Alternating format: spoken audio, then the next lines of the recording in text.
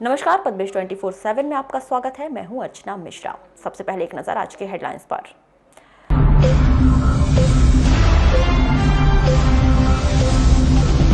वेनगंगा नदी में डूबने से 2 लड़कों की मौत। दोस्तों के साथ नदी नहाने गया था मृतक। प्रशासन ने किया केयर फॉर यू लागू। 3 अप्रैल से 14 अप्रैल तक घर से बाहर निकलने की सख्त मनाही। कोरोना वायरस संक्रमण के मद्देनजर जिले के 40,000 लोगों को होम क्वारंटाइन रहने की सलाह। बालाघाट के 28 होटल और लॉज का प्रशासन ने किया अधिग्रहण। कोरोना वायरस संक्रमण रोकने की तैयारी। लालबर्रा तहसील के पौंडी गांव में आग लगने से एक मकान जलकर हुआ राख।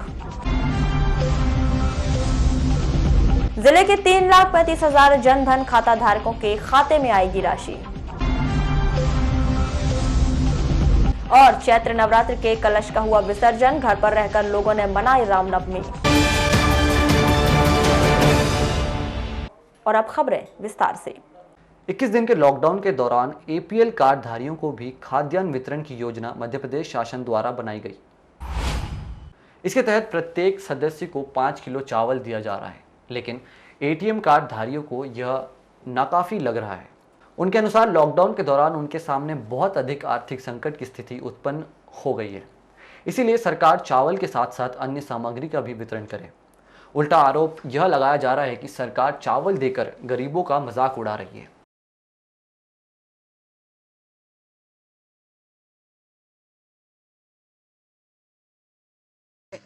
आप यहीं रहते हो वार्ड नंबर 3 में? अच्छा, कितना राशन दे रहे हैं अभी आपको? हमारे को 20 किलो। 20 किलो अकेले को 5 किलो मिलता है। और क्या क्या मिल रहा है साथ में? चावल ही मिल रहा है, बाकी चीज गेहूं दाल चना वगैरह कुछ भी नहीं। तो फिर बाकी चीजों के लिए कैसा करेंगे? फिर अभी तो पूरा लॉकडाउन चल रहा है, काम धंधा भी पूरा बंद है। जी पूरा बंद है। तो फिर ऐसे में क्या चावल ही चावल खाएंगे या कुछ भी और भी खाएंगे? जी और खाएंगे ना जी, चावल से थोड़ी ना होएगा, इसके लिए सब चीजें लगता है ना, नमक मिर्ची तेल।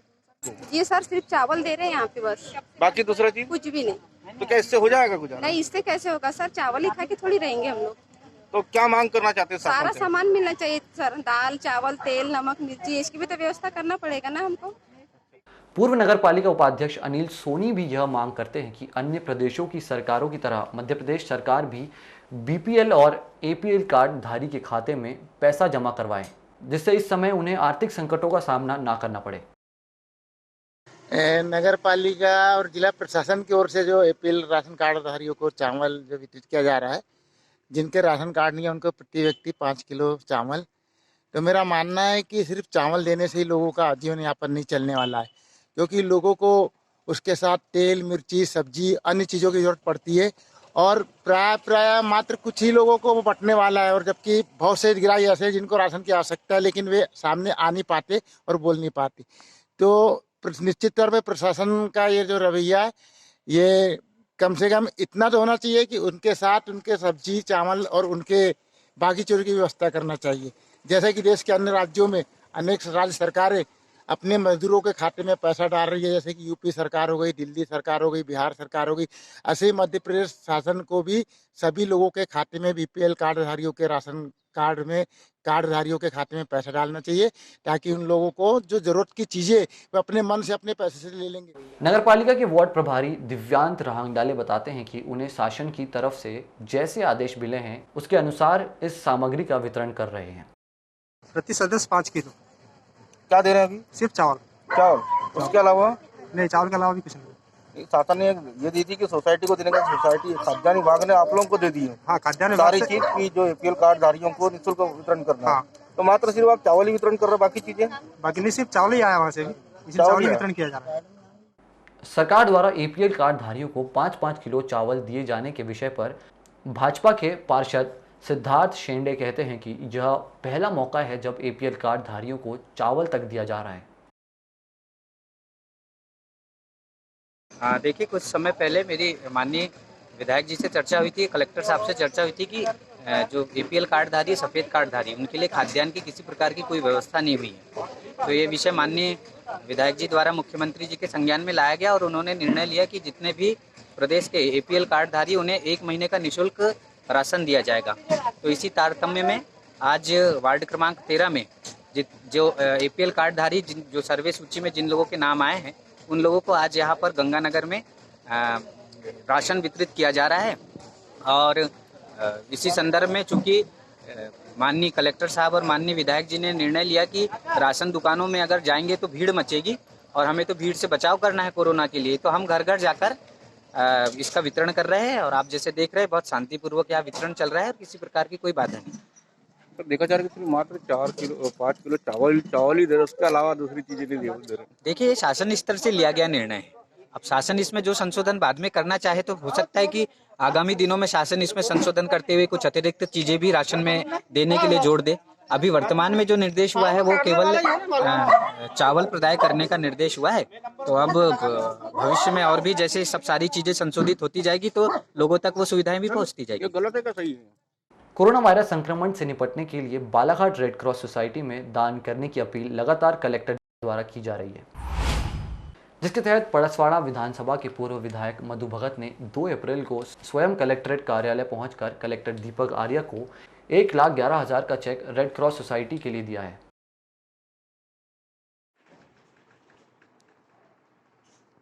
मैं आज कलेक्ट्रेट पहुंचा और हमारे माननीय कलेक्टर श्री दीपक आर्य जी को रेड क्रॉस सोसाइटी के लिए जो सहायता राशि है कोरोना आपदा के लिए, उसके लिए 1,11,000 रुपये की राशि मैंने चेक के माध्यम से दी है।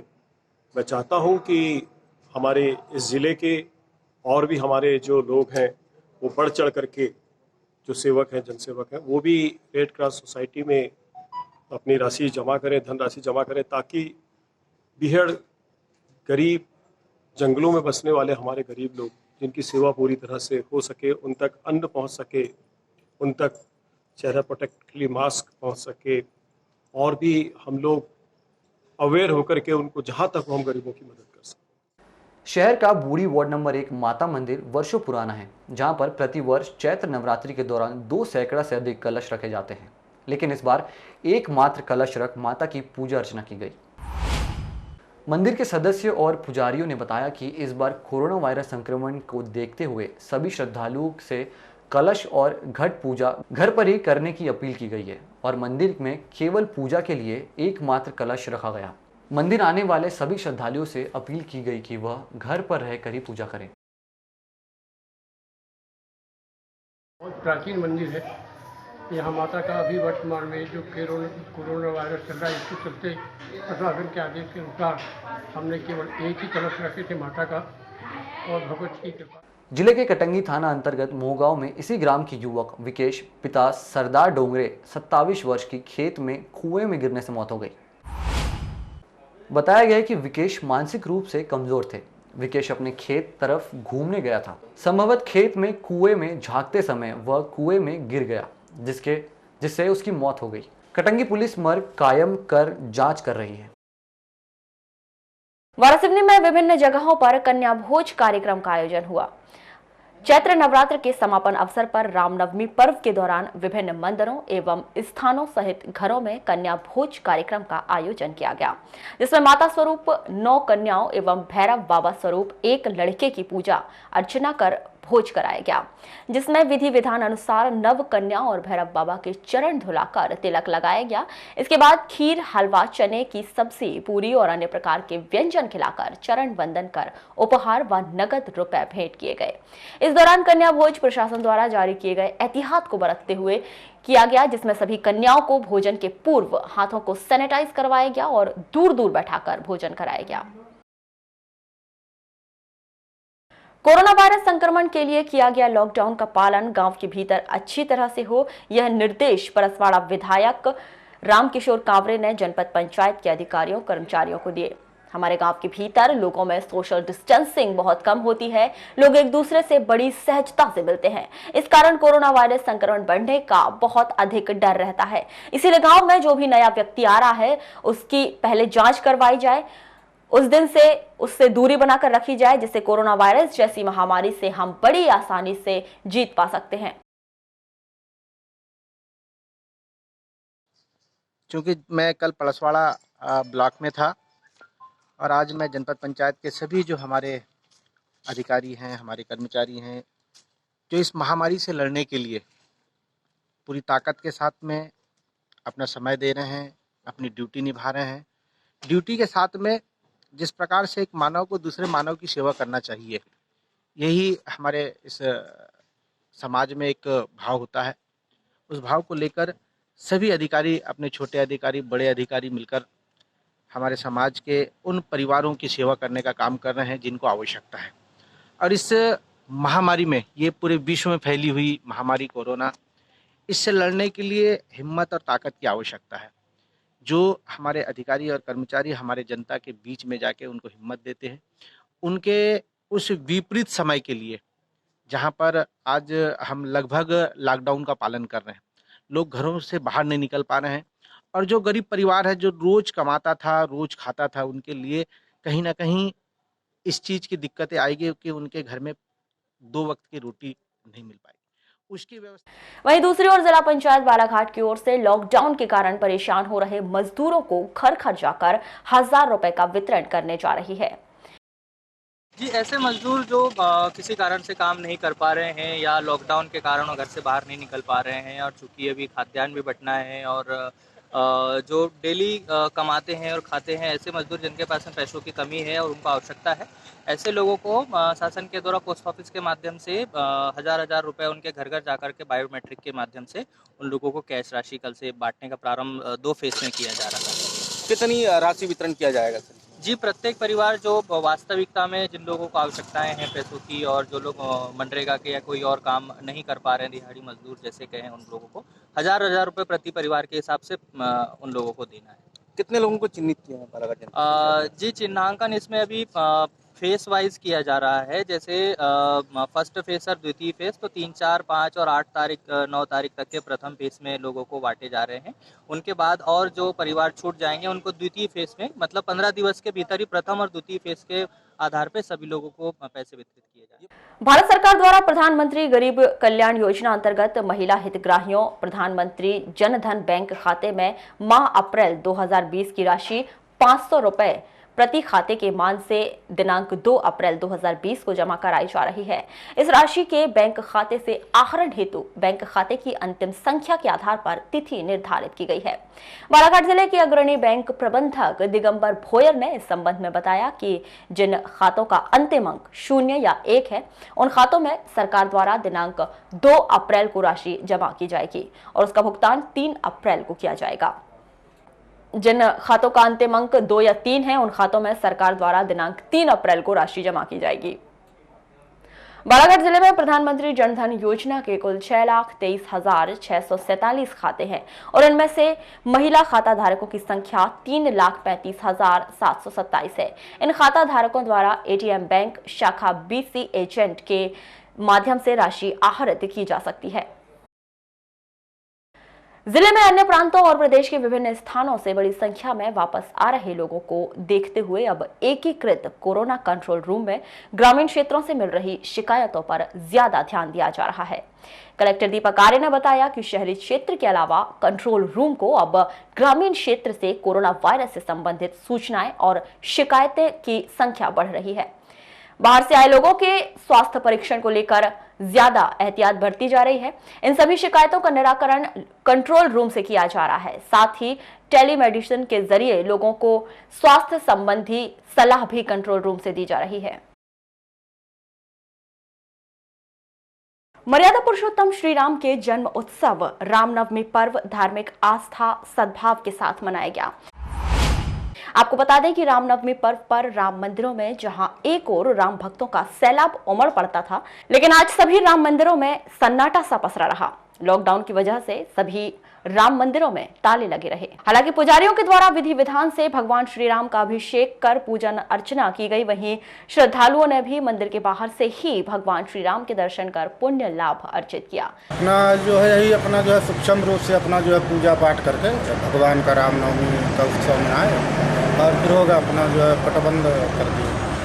अच्छा, जैसे रामनवमी में जो है लॉकडाउन नहीं होता तो काफ़ी कार्यक्रम होते थे, तो अभी क्या श्रद्धालुओं के लिए दरवाज़ा खोला गया कि नहीं? नहीं खोला गया था भैया। किसी को बस बाहर ही से अपना दर्शन करो और जो है बाहर ही से जाओ।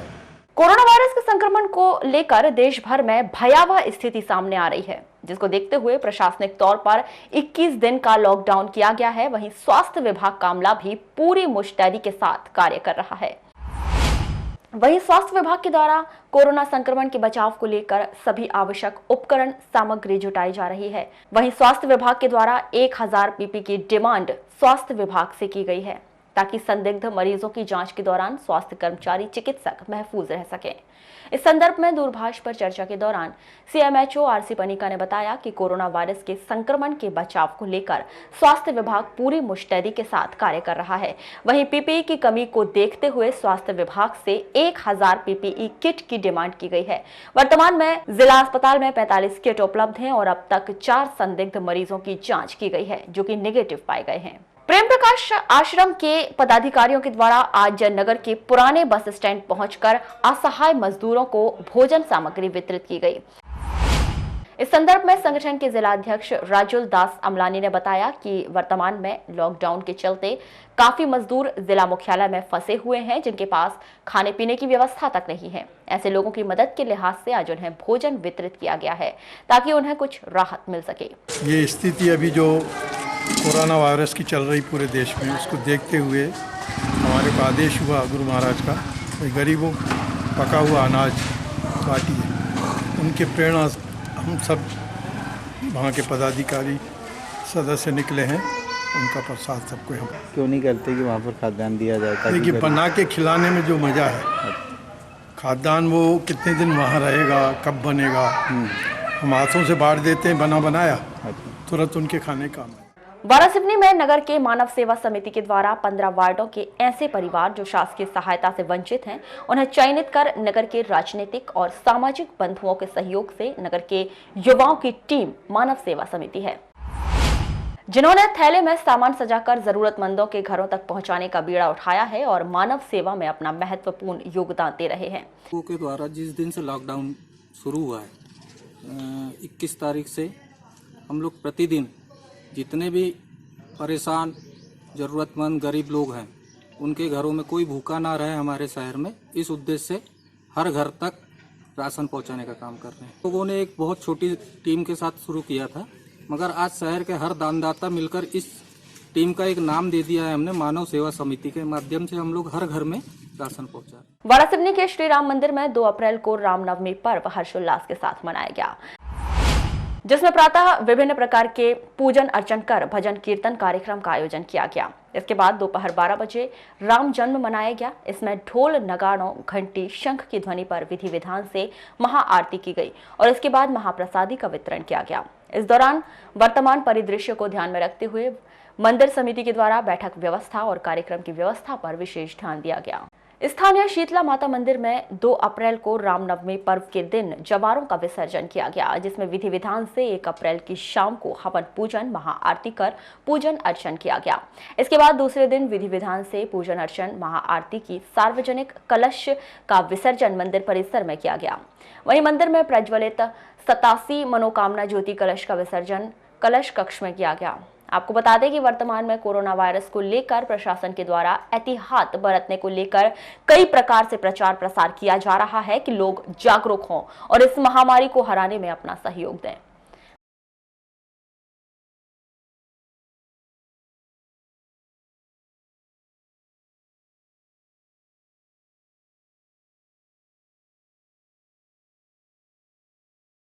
आयोजित किए आज रामनवमी के दिन कलश विसर्जन किए हमने। यहाँ पे 97 कलश थे और सार्वजनिक कलश एक था, उसको माता जी का कलश हमने एक ही कलश विसर्जन किए, बाकी कलश हमने मंदिर के अंदर ही विसर्जन कर दिए शासन के आदेश के अनुसार। कलश विसर्जन किसके द्वारा किया गया? समिति के द्वारा, समिति के सदस्य लोग भी हैं, तेजराम पाचे आए थे। यानी इस दौरान कलशधारियों को नहीं बुलाया गया? नहीं बुलाया गया, हमने एक ही कलश विसर्जन किए, सार्वजनिक जो वाराणसी का कलश है, कानून का नियम का पालन किया गया। और अभी अपने क्या कार्यक्रम चल रहे हैं? कार्यक्रम बस अब मंदिर की साफ सफाई, नवरात्र में जो कलश विसर्जन किए उनको हमने अंदर लाए, उनकी साफ सफाई करके पुनः रख देंगे अच्छे। और भक्तजन पहुंच रहे हैं नवमी की पूजा करने? पहुंच रहे हैं पूजा पाठ करने। अभी भी 2 लोगों को आ रहे हैं, 2 लोगों को छोड़ रहे हैं। कोरोना वायरस संक्रमण की वजह से किए गए 21 दिन के लॉकडाउन में जन धन खातादारों पर आर्थिक बोझ ना पड़े, इसलिए शासन द्वारा 3 महीने तक 500 रुपए की राशि खाते में जमा करवाई जाएगी। जिले में 6,03,47 जनधन खातेदार हैं, जिन्हें केंद्र शासन की योजना का लाभ मिलेगा। लीड बैंक के प्रबंधक दिगंबर भोयर ने दूरभाष पर चर्चा के दौरान बताया कि यह सभी खाते जीवित हैं। जल्द ही शासन शायद 500 रुपए की किस्त या फिर एक साथ 1500 रुपए इन खातों में जमा करवा सकती है। उनकी सभी खातेदारों से अपील है कि बहुत अधिक जरूरत हो तभी वह बैंक आए, क्योंकि इस समय पर घर पर ही रहना शायद सुरक्षित होगा। कोरोना वायरस संक्रमण की वजह से किए गए 21 दिन के लॉकडाउन में जन धन खातादारों पर आर्थिक बोझ ना पड़े, इसीलिए शासन द्वारा 3 महीने तक 500 रुपए की राशि खाते में जमा करवाई जाएगी। शहर के वेनगंगा नदी गंगानगर घाट में नदी नहाने गए 17 से 18 वर्ष के 7 लड़कों में 2 लड़के योगेश पिता शंकर राउत उम्र 17 वर्ष निवासी गंगानगर और सिद्धार्थ पिता पापू मोगरे उम्र 17 वर्ष निवासी गौली मोहल्ला की नदी में डूबने से मौत हो गई। नदी नहाने पहुंचे युवाओं के साथी ने बताया कि शहर के अलग अलग वार्डों के सभी साथी जमा हुए और नदी घूमने का प्लान बनाया था। इस दौरान नदी नहाने गए थे, जिसमें से 2 साथी डूब गए। हम लोग घूमने आए थे तो इधर आए नदी के पास, तो इन लोग ने बोले कि नहाएंगे। मैंने बोला नहीं नहाते, बोलते नहा लेते कुछ नहीं होता, पानी कम है। बोला ठीक है। हम लोगों ने पूरों ने कपड़े उतारे। हमारा एक छोटा वाला भाई है, उसको हमने यही पानी में रख दी पास में इधर साइड, और हम उधर गए पानी में। तो इनको मैंने बोला था कि उधर गहरे में मत जाना, तो इन लोग गहरे में गए। सर उधर गए, उसके बाद आए नहीं। कैसे क्या हुआ फिर? कितने लोग नहाने के लिए गहरे पानी की तरफ गए थे? 4 लड़के। कौन कौन? सुमित और विनय, लल्ला और वो। और डूबे कौन कौन है? सुमित, वो लल्ला डूबा है और सिद्धार्थ डूबा है। सीएसपी सुमित केरकेटा ने बताया कि डायल 100 के माध्यम से पुलिस को सूचना मिली कि शहर के गंगानगर घाट में 2 लड़के डूब गए हैं। 100 नंबर पे पुलिस को सूचना मिली थी कि गंगानगर जो यहाँ पे जो घाट है उसमें करीब 2 लड़के अभी डूब गए हैं, जिसमें मौके पे पुलिस पहुँच के जब जांच करी तो ये पाया कि 7 लड़के जो गंगानगर और गौली मोहल्ले के रहने वाले हैं वो यहाँ नहाने आए थे, जिसमें योगेश राउत और सिद्धार्थ मोंगरे ये डूब गए हैं। इनकी अभी होमगार्ड की अपने गोताखोरों को बुला के उनकी लगातार तलाश की जाएगी और संभवतः जो हो सकते हैं प्रयास किए जा रहे हैं। एक बार फिर बड़ा सवाल ये उठ रहा है कि शहर लॉकडाउन किया गया है, घर से निकलना मना है। ऐसे में शहर के अलग अलग वार्डों से 7 लड़के एकत्रित होते हैं, नदी नहाने जाते हैं और ये पूरा घटनाक्रम सामने आता है। कोरोना वायरस संक्रमण से बचाव के लिए 3 अप्रैल से 14 अप्रैल तक सड़क पर निकलने वालों पर सख्त कार्रवाई का ऐलान जिला प्रशासन द्वारा किया गया है। पद्मेश न्यूज से दूरभाष पर चर्चा के दौरान पुलिस अधीक्षक अभिषेक तिवारी ने बताया कि लगातार लोगों को समझाइश देने के बाद भी लोग लॉकडाउन का पालन नहीं कर रहे हैं, इसीलिए प्रशासन को यह सख्त कदम उठाना पड़ रहा है, जिसके तहत बालाघाट शहर में लॉकडाउन के दौरान शहर में किसी भी 2 पहिया या 4 पहिया वाहन का उपयोग प्रतिबंधित किया गया है। आवागमन करते पाए जाने पर वाहनों को 15 दिनों के लिए जब्त कर लिया जाएगा, जिसके जिम्मेदार वाहन चालक खुद होंगे। यही नहीं, अनावश्यक रूप से घर से बाहर निकलने पर आप पर FIR भी हो जाएगी। इस दौरान शहर वासियों को परेशान होने की जरूरत नहीं है, क्योंकि आप अपनी जरूरत का सामान जैसे सब्जी, फल, राशन, दवाइयां इत्यादि होम डिलीवरी के माध्यम से मंगवाएं। पुलिस अधीक्षक अभिषेक तिवारी के अनुसार ये कर्फ्यू नहीं है, ये केयर फॉर यू है, इसीलिए आप घर पर रहें, सुरक्षित रहें। और पद्मेश न्यूज भी आप सभी दर्शकों से अपील करता है कि प्रशासन द्वारा दी गई हिदायत का सख्ती से पालन करें। चिकित्सा क्षेत्र के विशेषज्ञ भी यही कहते हैं कि कोरोना का कोई इलाज नहीं है, इसका केवल यही इलाज है कि आप घर पर रहें और केवल घर पर रहें। कोरोना वायरस संक्रमण पर जीत पाने के लिए हर कोई अपने स्तर पर प्रयास कर रहा है। इसी कड़ी में बालाघाट विधायक गौरीशंकर बिसेन ने शहर को सैनिटाइज करने की कमान संभालते हुए दवा का छिड़काव करवाया। इस दौरान 2 अप्रैल को शहर के गोंदिया रोड और उससे लगे हुए गली मोहल्लों में भारतीय जनता पार्टी के पदाधिकारियों के साथ मिलकर विधायक गौरीशंकर बिसेन ने अपने खेत में दवा के छिड़काव के लिए आने वाले स्प्रिंकल ट्रैक्टर को सैनिटाइज करने का काम शुरू किया और शहर के लोगों के साथ साथ जिले वासियों से अपील की कि वे लॉकडाउन और सोशल डिस्टेंसिंग का पूरी तरह से पालन करें। आज बालाघाट नगर में हमने विचार किया कि नगर पालिका परिषद को सहयोग दिया जाए। मेरे पास अपने फार्म के मैंगो जो बगीचा है उसमें दवाइयों को स्प्रे करने का जो छोटा ट्रैक्टर होता है उसका पावर स्प्रेयर है और हमारे अन्य किसानों के पास भी है।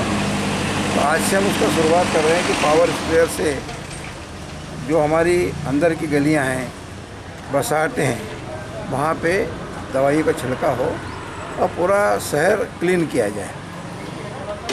वास्तव में इस जो कोरोना वायरस है इसके जब संक्रमण है ऐसा अज्ञात माध्यम है जिस पे ये नहीं कहा जा सकता कि कहाँ से निश्चित रूप से आएगा, लेकिन वैसे संपर्क से, टच से आता है। मान लीजिए रोड पर कोई ऐसा व्यक्ति चला जो संक्रमित है, उसके पैरों से भी सड़कों पे उसका वायरस जा सकता है। उसने किसी वस्तु को टच किया तो उससे भी जा सकता है। तो हमारा सबका ये प्रयास होना चाहिए। शहर के सभी दानदाताओं को सरकार द्वारा जारी किए गए खाद्यान्न बैंक में ही राहत सामग्री, पैसे या खाद्यान्न जमा कराने के निर्देश दिए गए हैं। ऐसा न करने पर पुलिस द्वारा वैधानिक कार्यवाही की जाएगी। यही नहीं, बाकायदा पुलिस द्वारा विभिन्न क्षेत्रों में गरीबों की मदद करने वाले दानदाताओं को दूरभाष पर इस बात की सूचना दी गई है। साथ ही भरवेली थाना सहित कई थाना क्षेत्रों में समाज सेवी संगठनों, युवा संगठनों व अन्य लोगों को नोटिस भी भेजे गए हैं, जिसमें इस नोटिस का पालन न करने वालों पर कार्रवाई किए जाने की बात कही गई है। इस पूरे मामले के संदर्भ में दूरभाष पर की गई चर्चा के दौरान कोतवाली थाना प्रभारी विजय परस्ते ने बताया कि उनके व उनके स्टाफ के द्वारा तमाम दानदाताओं को दूरभाष पर सूचना दी गई है कि घर घर जाकर खाद्यान्न सामग्रियों का वितरण ना करें, क्योंकि ऐसा करने से कोरोना वायरस फैलने का खतरा बना हुआ है। कोरोना वायरस संक्रमण के विषय में अब तक जिले में सबसे अच्छी बात ये रही कि कोई भी पॉजिटिव रिपोर्ट नहीं आई है, लेकिन 40,351 लोग जो दूसरे राज्यों से आए हैं उन्हें होम क्वारंटाइन रहने की सलाह दी गई है, जिसमें कोरोना वायरस इन महामारी से निपटने के लिए बड़ी मदद मिल सकेगी। हालांकि अब तक केवल 4 लोगों को संदिग्ध मानते हुए उनकी रिपोर्ट जबलपुर भेजी गई है, जिसमें सभी की रिपोर्ट नेगेटिव आई है। लेकिन जिले के भीतर लॉकडाउन का पालन करने के लिए लगातार लोगों को हिदायत दी जा रही है और ग्रामीण क्षेत्रों को मुख्य रूप से फोकस किया जा रहा है, क्योंकि यहाँ पर बाहरी राज्यों से आने वाले लोगों की संख्या बहुत अधिक मात्रा में है। चलिए स्वास्थ्य विभाग द्वारा जारी किए गए आंकड़ों पर नजर डालें तो उसमें जिले में अब तक 24 आइसोलेशन वार्डों की स्थापना की गई है। रन टाइम सेंटरों में बेड की संख्या 430 है। जिले के सीमावर्ती क्षेत्र तथा जिले में बनाए गए कंटेंट सेंटरों की संख्या लगभग 11 है। भारत सरकार से प्राप्त यात्रियों की संख्या जो विदेश यात्रा करके आए हैं 67 है। अब तक अच्छी बात यह रही कि होम क्वारंटाइन रहने की सलाह का जिले के लोग बखूबी पालन कर रहे हैं। अगर वे पालन नहीं कर रहे हैं तो उनके पड़ोसी इसमें बड़ी भूमिका अदा कर रहे हैं। खासतौर पर ग्रामीण क्षेत्रों में लोगों ने जागरूकता का परिचय दिया है। बालाघाट जिले में कोरोना वायरस के संक्रमण को रोकने के लिए की जा रही तैयारियों के अंतर्गत कलेक्टर दीपक आर्य ने नगरीय क्षेत्र बालाघाट में स्थित 28 होटलों एवं लॉज को आगामी आदेश तक के लिए अधिग्रहित करने के आदेश दिए हैं। इन होटलों और लॉज के मालिकों को होटल और लॉज के रखरखाव के लिए 4 कर्मचारियों को उपस्थित रखने और होटल लॉज की साफ सफाई, पानी व विद्युत व्यवस्था नियमित रूप से सुनिश्चित करने के निर्देश दिए हैं। अधिग्रहित की गई होटलों और लॉज की बुकिंग किसी अन्य प्रायोजन के लिए या अन्य किसी अतिथियों के लिए वर्जित रहेगी। लालबर्रा नगर मुख्यालय से लगभग 8 किलोमीटर दूर ग्राम पंचायत नेवर गांव के अंतर्गत आने वाले ग्राम पौंडी के वार्ड क्रमांक 17 में 2 अप्रैल को प्रातः लगभग 10:30 बजे ग्रामीण लक्ष्मण पंचेश्वर के मकान में अचानक आग लग गई, जिसमें घर गृहस्थी की सामग्री जलकर राख हो गई। जानकारी के अनुसार जिस समय मकान में आग लगी उस समय घर के कोई भी सदस्य मौजूद नहीं थे। पड़ोसियों के द्वारा लक्ष्मण पंचेश्वर के घर से धुआं उठता देखा गया, जिस पर ग्रामीणों की भीड़ जमा हो गई। देखते ही देखते आग की लपटें तेज हो गईं और पाटन में रखे पैरा में आग लग गई, जिससे नेतराम पंचेश्वर व कपूर बिसेन के मकान को भी आग ने अपनी चपेट में ले लिया। घटना की जानकारी लगते ही पड़ोसियों और ग्रामीणों का हुजूम लग गया और पड़ोसियों के कुएं से 7 विद्युत मोटर लगाकर आग को बुझाने के लिए पानी की बौछार की गई, लेकिन वे मकान को जलने से नहीं बचा पाए। इसी बीच 2 घंटे देरी से पहुंची बालाघाट व वारासिवनी से फायर ब्रिगेड के माध्यम से पानी की बौछार कर आग को पूरी तरह से बुझाया गया। आगजनी की सूचना मिलने पर पुलिस प्रशासन व तहसीलदार आकांक्षा चौरसिया के द्वारा मौके पर पहुंचकर घटना का जायजा लिया गया और संबंधित पटवारी को प्रकरण तैयार करने हेतु निर्देशित किया गया। ये आगजनी की घटना हो गई गांव में। कब की घटना है? ये लगभग 11 बजे की घटना है।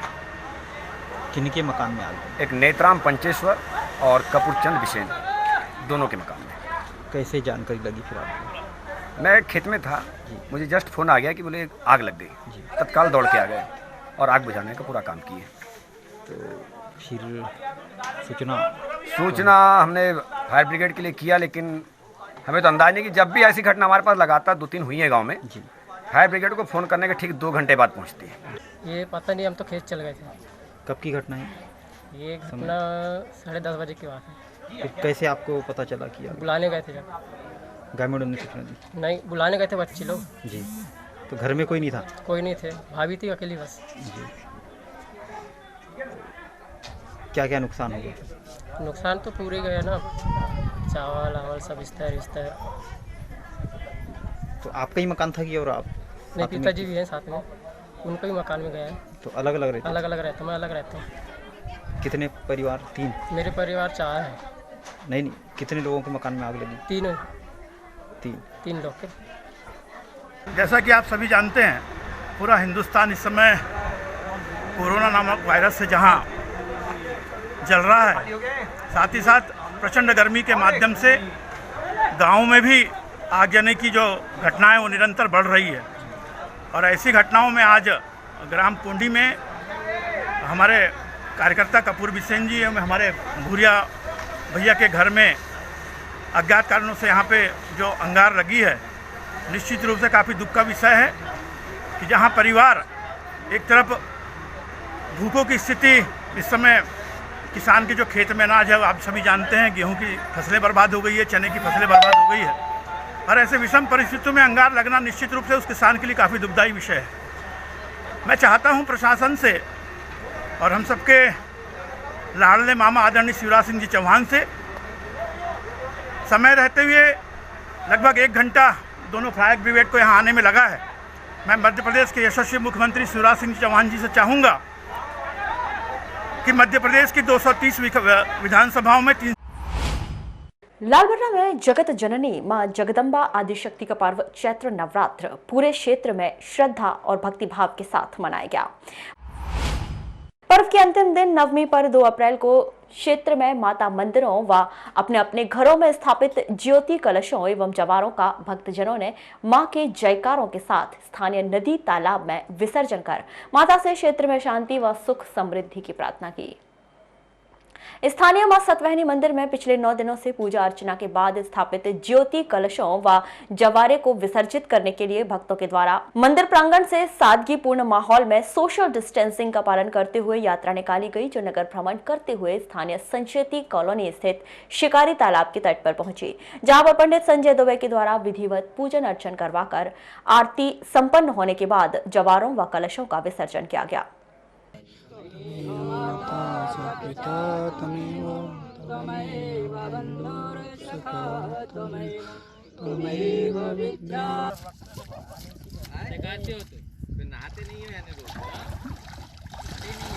मैं तो खींच लेता हूँ पानी भर।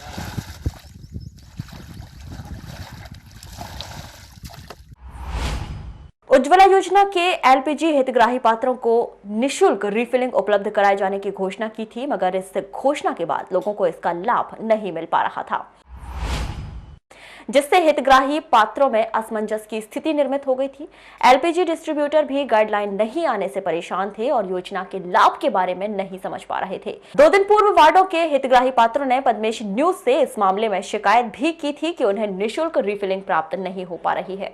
इस मामले में पद्मेश न्यूज ने इस योजना के क्रियान्वयन नहीं होने पर एलपीजी वितरक ओम श्री मां इंडियन गैस वारासिवनी से संपर्क कर तकनीकी जानकारी ली तो पता चला कि प्रधानमंत्री गरीब कल्याण पैकेज कोविड-19 के तहत निःशुल्क 3 रिफिलिंग सिलेंडरों की घोषणा को अब अमली जामा पहनाया गया है। जो लॉकडाउन है, ऐसी स्थिति में अब लॉकडाउन है तो लोग कहीं जा भी नहीं सकते हैं, तो इन सब परिस्थितियों को देखते हुए उन्होंने घोषणा की है। उसमें 5 केजी वाले जो उज्ज्वला योजना के जो उपभोक्ता है उनको भी उनमें इंक्लूड कर दिया। पहले ये लोग शामिल नहीं थे? पहले शामिल नहीं थे ये, आज की सूचना में मतलब आदेश में वो इंक्लूड हुए। तो किस तरीके से इनको इसका लाभ मिलेगा, क्या करना पड़ेगा इन लोगों को? सबसे पहले तो इनको ये है कि ये 3 माह के लिए है।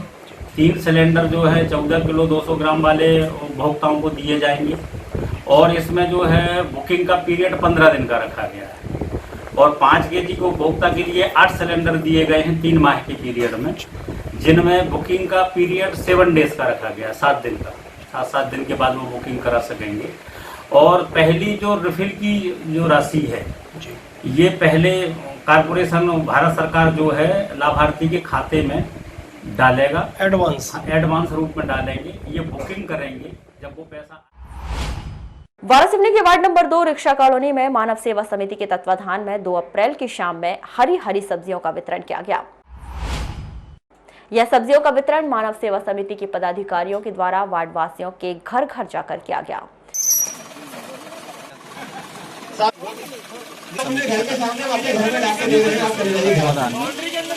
गरीबों के तक जरूरतमंदों के तक सब्जियों का वितरण किया जा रहा है, जिसमें हमारे पास भट्टे भी है, गोभी भी है, पत्ता गोभी, फूल गोभी, टमाटर, आलू, प्याज, हर तरह की सब्जी घर तक पहुंचा के दे रहे हैं। आज कौन से वार्ड में बांट रहे हैं? आज वार्ड नंबर 2 रिक्शा कॉलोनी में।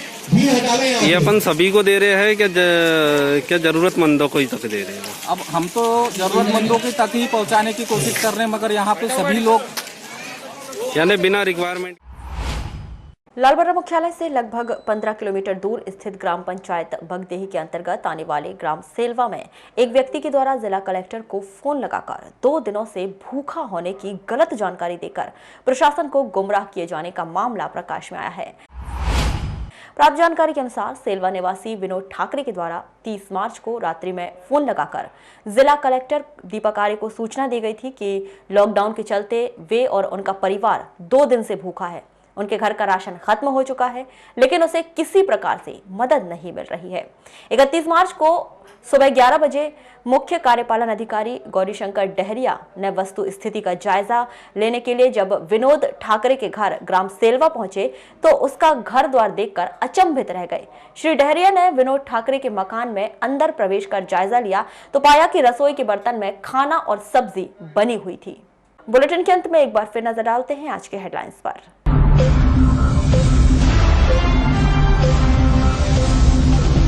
वेनगंगा नदी में डूबने से 2 लड़कों की मौत, दोस्तों के साथ नदी नहाने गया था मृतक। प्रशासन ने किया केयर फॉर यू लागू, 3 अप्रैल से 14 अप्रैल तक घर से बाहर निकलने की सख्त मनाही। कोरोना वायरस संक्रमण के मद्देनजर जिले के 40,000 लोगों को होम क्वारंटाइन रहने की सलाह। बालाघाट के 28 होटल और लॉज का प्रशासन ने किया अधिग्रहण, कोरोना वायरस संक्रमण रोकने की तैयारी। लालबर्रा तहसील के पौंडी गांव में आग लगने से एक मकान जलकर हुआ राख। जिले के 3,35,000 जन धन खाता धारकों के खाते में आएगी राशि। और चैत्र नवरात्र के कलश का हुआ विसर्जन, घर पर रहकर लोगों ने मनाई रामनवमी। तो ये थी अभी तक की खास खबरें। अगली न्यूज बुलेटिन के साथ फिर मुलाकात होगी, तब तक के लिए नमस्कार।